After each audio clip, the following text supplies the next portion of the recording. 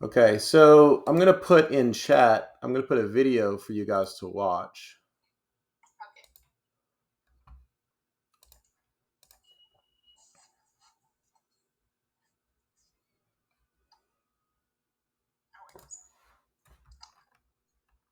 And I'll also put a link to this in that thread on 1% list agents.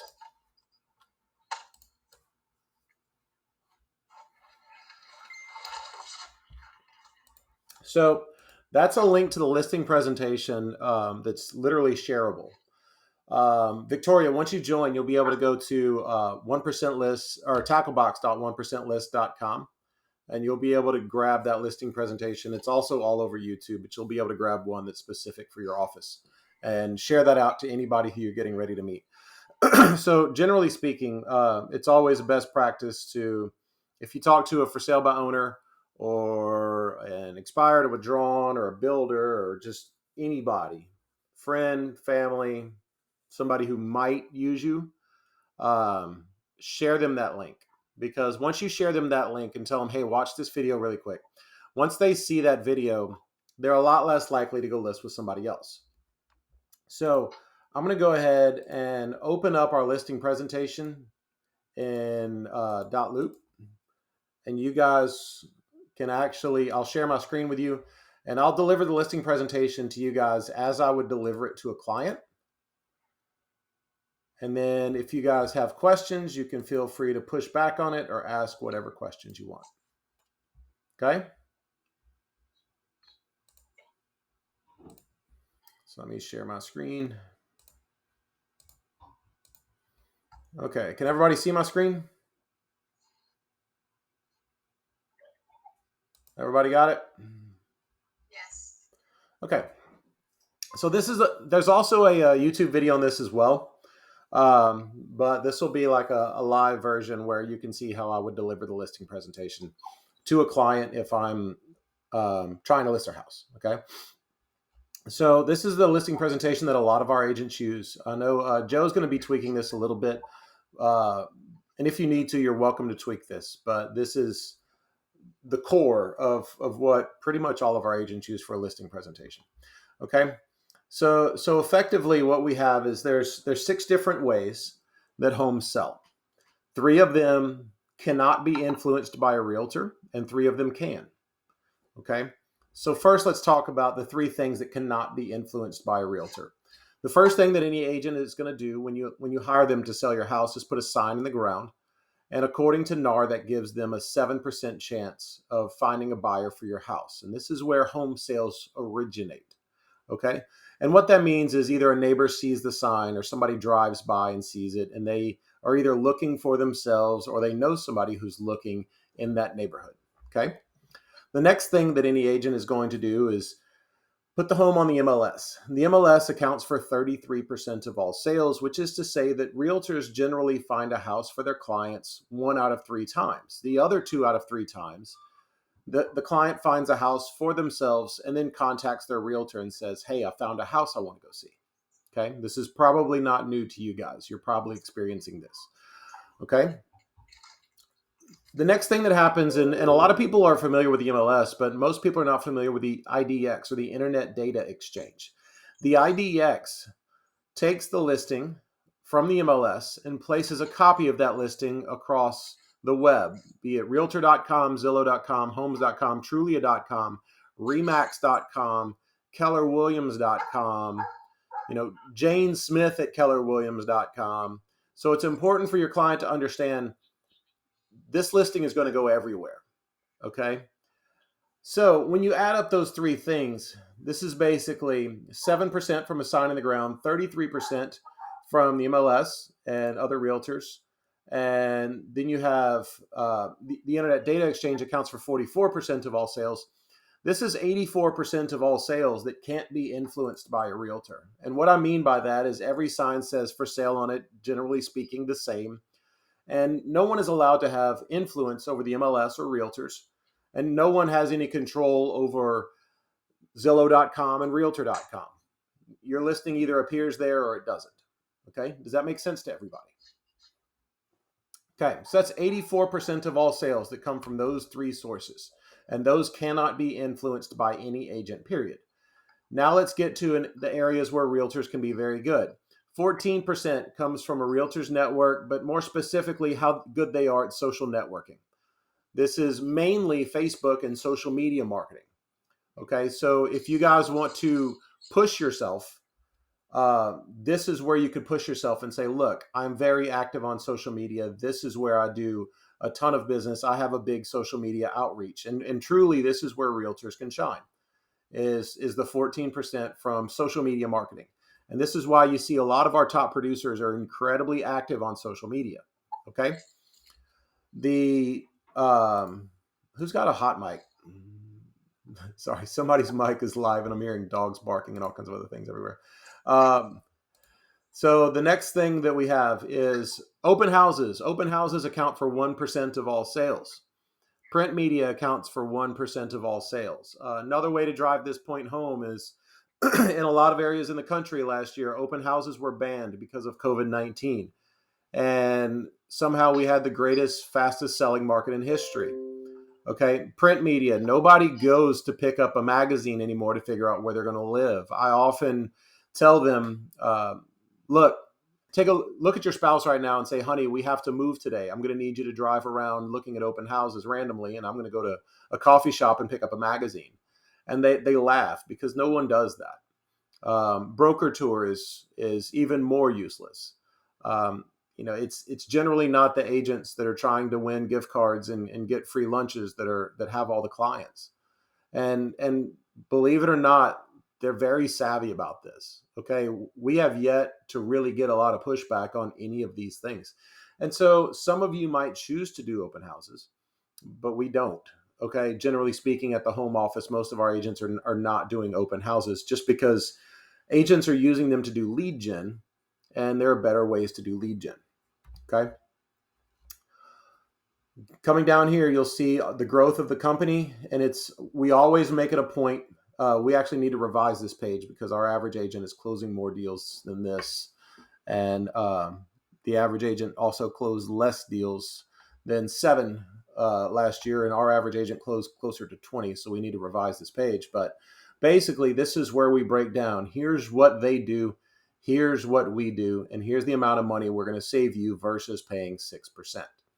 Okay. Now, obviously, this might be a round number since you probably haven't signed paperwork and talked price with them yet. But we always make it a point to literally pull out the calculator at this point in time and say, you're saving $9,000 or something like that. Okay. Now then, once you get to the last page, once you get to the last page, it's a lot easier to push the three actual things that sell houses. Okay, when you're not pushing yourself, and that's price, amenities, condition, location, and buyer or agent incentives.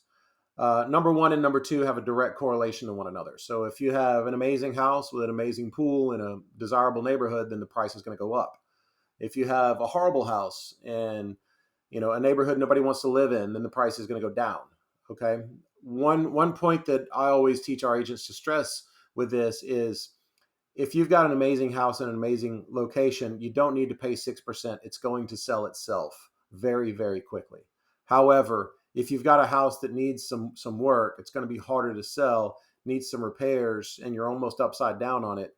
Paying 6% is going to make your problem worse.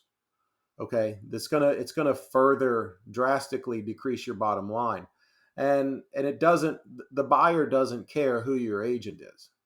Okay, all they care about is what's it going to cost to rehab this property, or how good of a deal can I get on it, because it's not a desirable home. Okay, so it's important to understand that you can actually push the realities of this, and you can push these truths because you haven't been pushing yourself as this, amazing unicorn of real estate agents who just makes offers appear out of thin air, which is what most agents are forced to do when they're charging 6%. This just feels a lot like truth. Okay. The last thing is buyer or agent incentives. And what we tell them is, look, In a perfect world, you're going to take the savings we provide you and you're going to put that directly in your pocket. But in some situations, you're going to be able to pull an offer out of nowhere because we're saving you X amount of dollars, and they said they would love the house if only it was repainted. Okay. And you can offer a painting allowance and still save money. And so basically, you can use the savings as a tool to get a house moved that shouldn't have moved. Okay. Where an offer would not have been possible, now you have an offer. Does that make sense? Anybody got any questions on how I delivered that?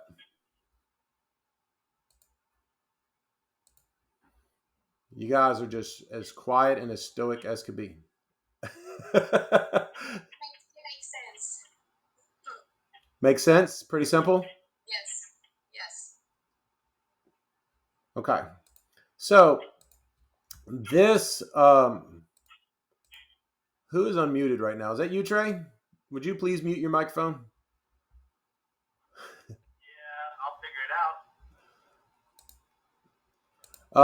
So basically, and some of you have gone on listing appointments before with me, like Angel and Trey. I don't know if Kathy has or not, but basically that's how I deliver the listing presentation. And I'll go over the Cliff Notes one more time. There's 6 ways that houses sell. Putting a sign in the ground, 7% of all sales. The MLS and realtors, 33% of all sales. The internet data exchange, 44% of all sales. It's important to stress that you're going to get this no matter what agent you hire. Okay? So that's 84% of all sales that can't be touched by a realtor. We can't influence that. The big one is social media marketing. I will often make the joke, if I'm competing against Dorothy from Century 21, who's 95 years old, ask yourself how good Dorothy is at Instagram and Facebook, because that's where Dorothy can be really good. Okay. So, sorry. Basically, this is really what'll set you apart, and then you can get to the point where it's just brass tacks. And this is where I think a lot of realtors tend to struggle. Is most realtors will go into like this 40-minute long PowerPoint presentation of how awesome they are, and then they'll get to price once it comes time to list the house, and then they want to talk about, well, the market is this is all that the market will bear, after spending 40-45 minutes talking about how they're just this amazing creature who makes miracles happen, right? So with us, it's just very, very, very, very simple. I would encourage everybody to deliver the listing presentation. We've had issues with people before, who you hire your best friend or you hire your neighbor down the street, and they don't care. They're just ready to sign paperwork. They're going to use you no matter what. But the problem is, if they're unrealistic about what their house should sell for, then the first thing they're going to do is they're going to price it too high, and they're going to think, oh, well, you haven't sold it because you're not doing open houses. You haven't sold it because you haven't done a lot of broker tours and because you're not in all these magazines. The reason they're going to think that is because you did not give them the listing presentation.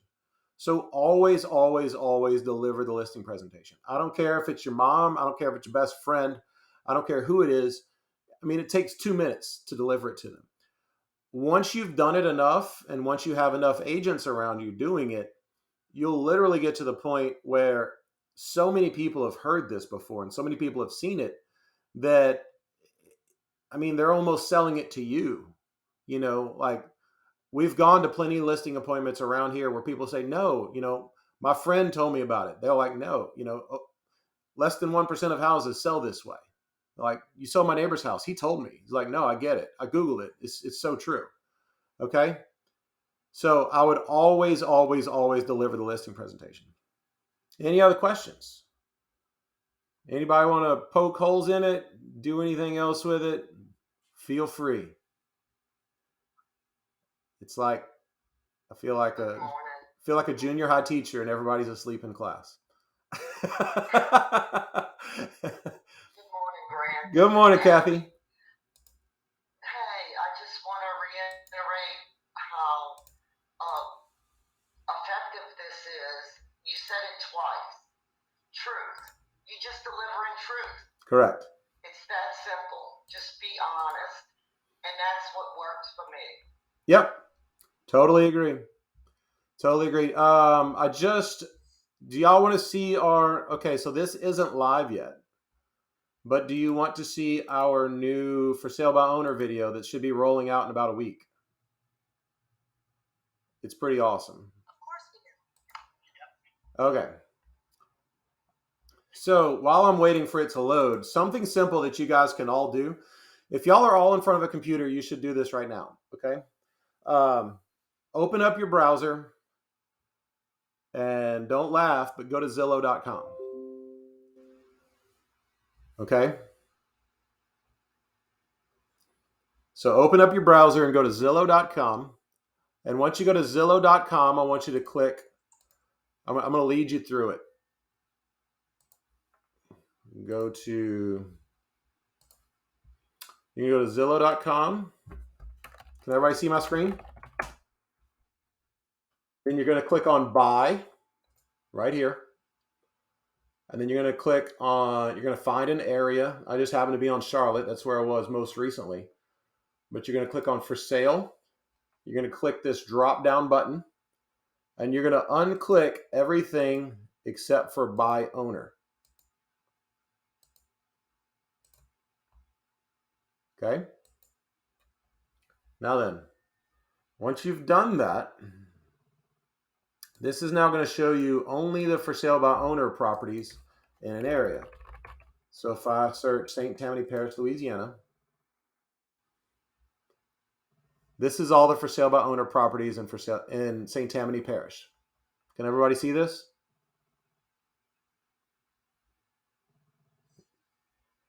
Okay.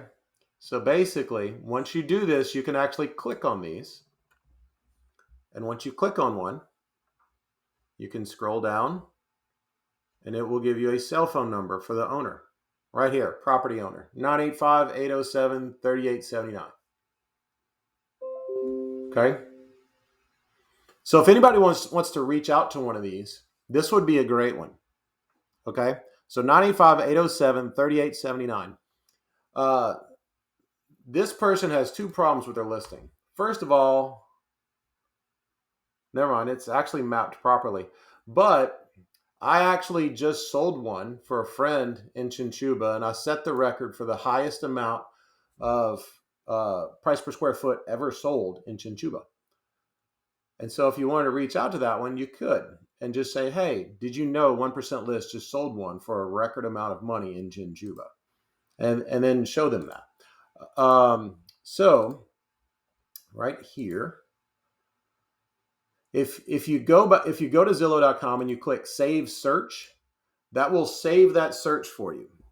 So anytime a new for sale by owner pops up, it will email you that for sale by owner. And what you can do is this video is going to roll out, I'm hoping this week, worst case scenario next week.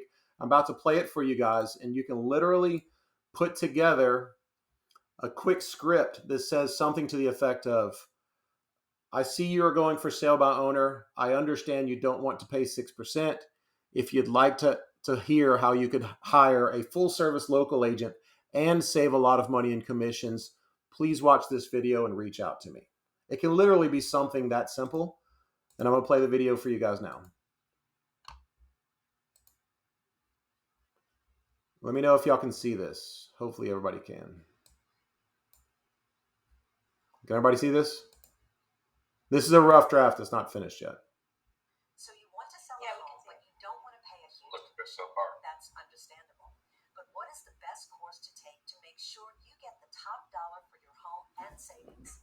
If there was an affordable way to hire a full-time, full-service agent, would that net you more than trying to do it by yourself? To be more specific, if a full-service, knowledgeable, experienced agent was available in your local market for only a 1% listing fee, would they net you more than if you did it yourself? First, let's take a moment to understand how commissions work and how that can affect your sale. When hiring an agent, you are agreeing to pay two separate commissions. One commission goes to the agent that you hire to list your home. The other commission goes to the agent that brings the buyer for your home. 88% of home buyers use an agent to purchase a home. So what you offer to a buyer's agent does matter. If you're not paying a commission to a buyer's agent, then those agents will be motivated to sell their home by yours. Consider this from a supply and demand perspective. If you offer an extremely low buyer's agent commission, you might save a few $1,000s. But if that lowers the demand for your home because agents don't want to show it, that would likely cost you more money than you're saving. It's incredibly important to understand that the buyer's agents get paid for any house they sell, not just yours. Now let's talk about the listing agent. A quality listing agent will do a market analysis of your home to make sure you aren't overpricing it, or even worse, pricing it too low. They will also provide the must-haves: pricing and staging advice, professional photography, marketing on the MLS, Zillow, Realtor.com, all internet data exchange sites, and perform social media marketing for your home. Your agent needs to be a skilled negotiator that will be an active advocate for you when it comes to offers, inspections, and appraisals. More importantly, you don't have to worry about how to handle showings, paperwork, negotiations, or any other phase of the transaction. It's important to understand that the listing agent will only get paid for selling your home. You're hiring your agent to sell a specific home, and they only get paid if that specific home gets sold. Due to this fact, you can shop for who you think will give you the best value for your money. You don't have to be stuck paying too much commission for a one-size-fits-all approach to marketing your property. We don't believe in overcharging you so we can deploy outdated strategies like open houses, broker tours, and print marketing that are only utilized to generate leads for the agent, not buyers for your home.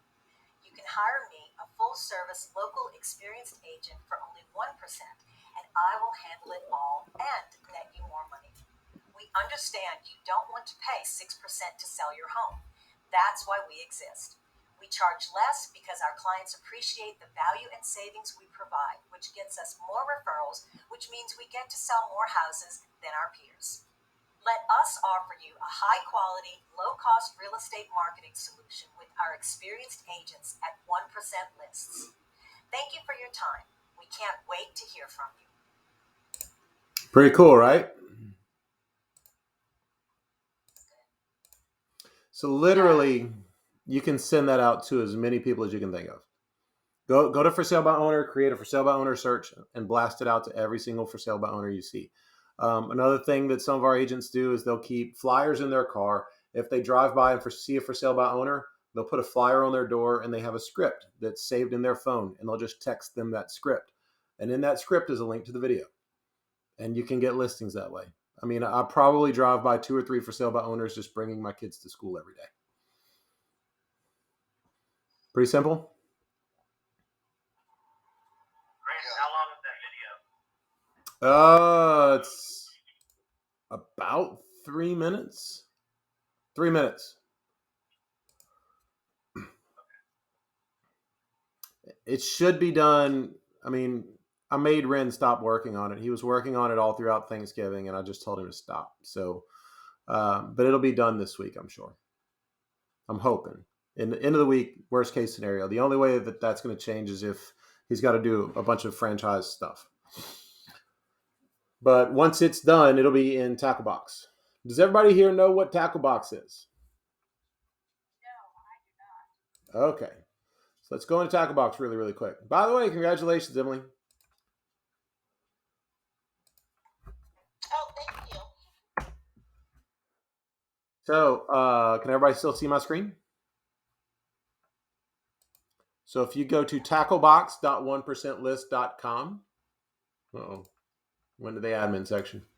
If you go to tacklebox.1percentlist.com, it's going to ask you for a username and the password. That username and password is your login for is your email.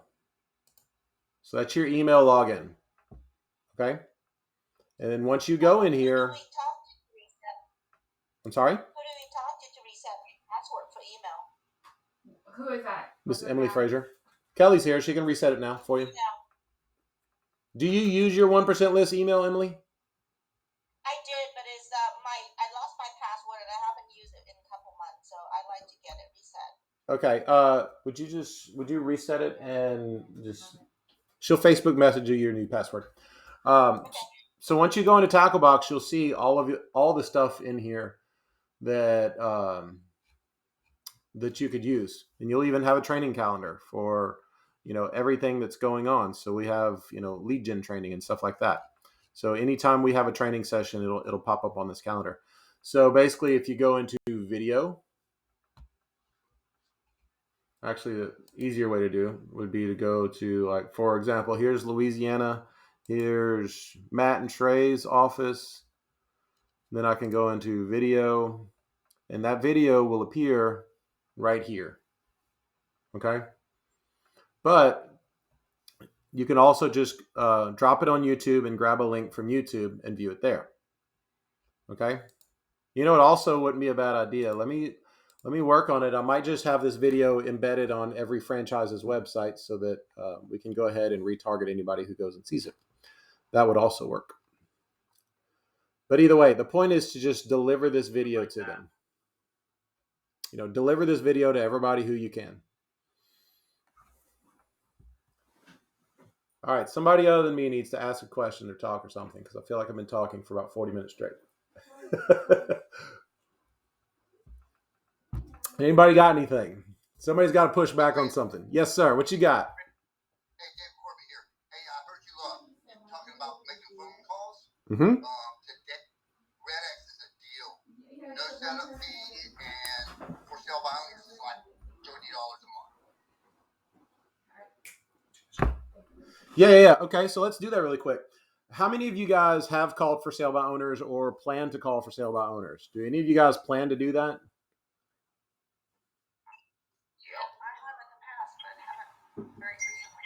It's kind of scary. Yeah, I hate it. Okay.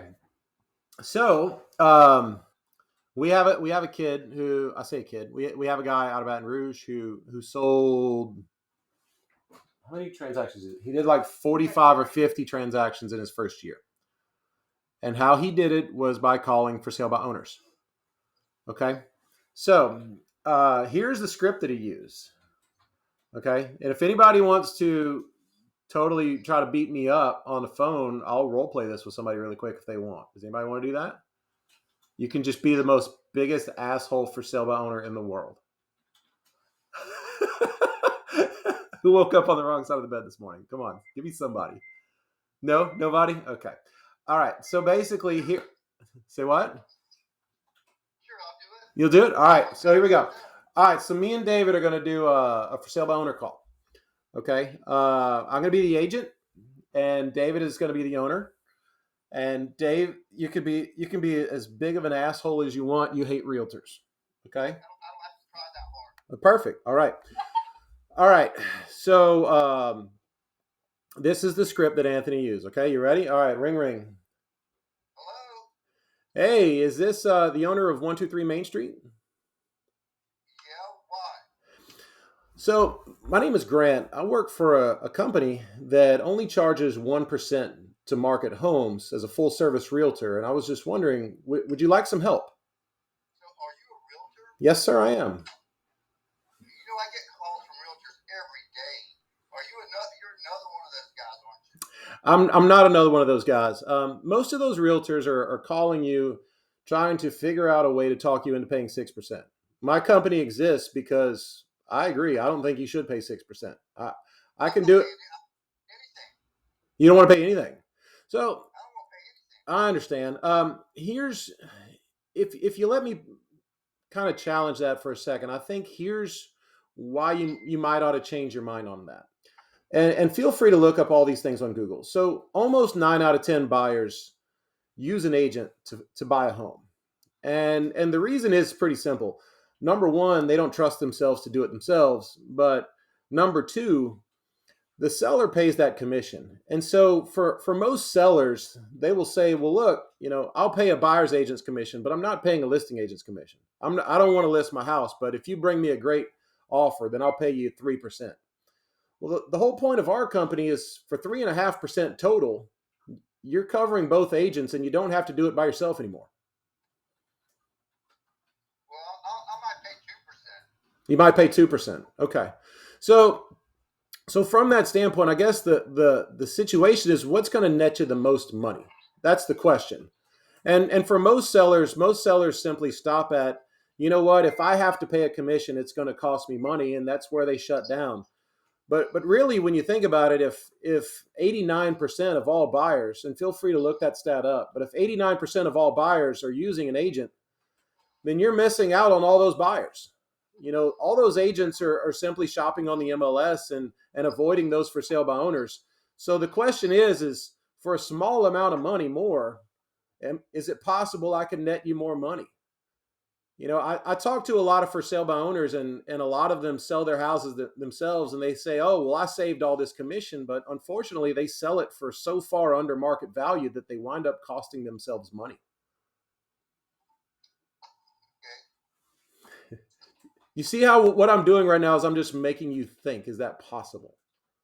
Right? That's possible. Right.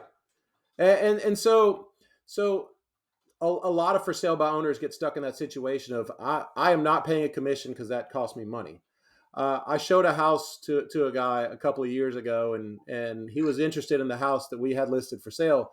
But the first thing that he said was, well, I've sold every house myself. I don't have to pay an agent. And I asked him, I said, okay, did you get market rate when you sold those houses? And he said, what do you mean? And I said, well, if your house is worth $440 and you got $380 for it, but you didn't pay any commission, did it save you money? Another line that I use with them a lot is, I'll ask them, hey, what do you do for a living? And when they tell me, I'll say, man, I bet I'm bad at your job. Okay. And then I'll tell them, look, with your house, it might cost you $3,000 to pay me 1%. So if I sell it a month faster than you, 2 months faster than you, and save you a couple of months of mortgage payments, guess what? I saved you money. If I negotiate inspections better, I saved you money. If I can net you $3,000 more on an offer, I saved you money. Most people sell a house once every 7 years or so. We're selling 20 houses a year. I bet I'm a little bit better at my job than you are at my job. And so you're not being a pushy asshole. You're just making them think, right? If I save you from making one mistake, it's probably going to pay for my fee, right? And you've got an almost 90% chance of having to pay the other fee anyways. So why not pay a small amount more, sell it a lot faster, net more money, have an easier time of it, any of those things, all of those things. Does that make sense? Yeah. So that's how we trained him to handle those objections. And it's a lot easier. It's a lot easier than push. Anybody got questions on that?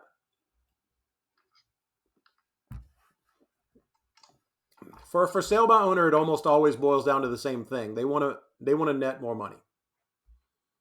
That's why they're not using an agent. They want to net more money. And so that's the hurdle you have to jump. And you just tell them, look, feel free to Google this stat. 89% of buyers use an agent. If you're willing to pay a buyer's agent commission, and get them to think about the entire transaction, not just a commission. Okay. I would sometimes use a line, look, I get it. For 3% listing fee, it's costing you money no matter what. I would never pay 6% to sell a house. But at 1%, you know what? I don't have to be that amazing at my job to net you more money.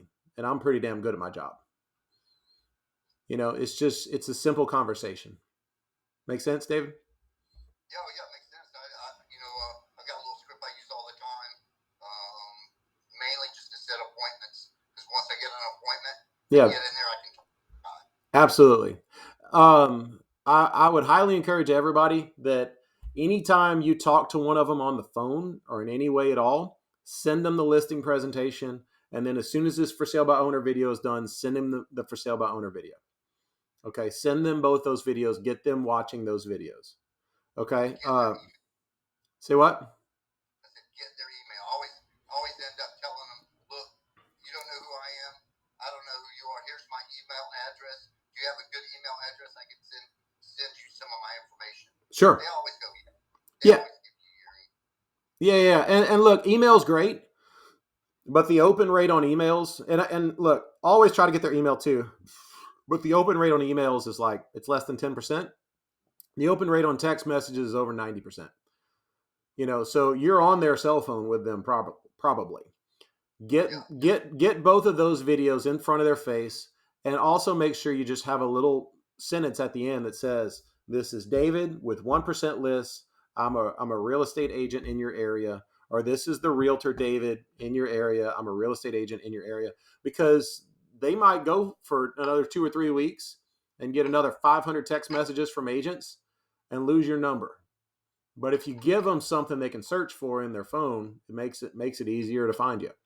It's also not a bad idea to send your contact card immediately. Once you send those videos, send a contact card to them. Okay. It's also a great idea. Like, here's the thing. Let me stop screen sharing for a minute, and I'll show you guys my contact card. Well, actually, mine's not set up that way anymore, but you guys should. So, like, whenever I was a super active realtor, if you go into your contact card and you go to like the subject area where you can put about me, mine always said realtor, real estate agent, 1% lists, that kind of thing, because it gives them something to search for in their phone, because they will forget your name. Okay. Have a complete contact card filled out with your photo, all that information. Okay. I can't tell you how many times a realtor has shared their contact card with me and there is nothing about them in there. Absolutely nothing. Okay. Like, and to tell you how obsessive I am about that, and this is not a conceited thing, this is just kind of smart when you think about it. On my iPhone, at the very top of my favorites is me, because I share my contact card out with everyone. Literally, I share my cell phone out with so many people. It's ridiculous. So I am at the top of my contact card list under favorites. Make sense? Because a business card, no offense, business cards, it's a great thing to leave at restaurants. It's not a great thing to hand to a prospective client, because I am going to lose it within 5 minutes. Or my kid's going to take it and color on it. You share that contact card with them and you have them for a long time. Make sense? What other questions do you guys have this morning?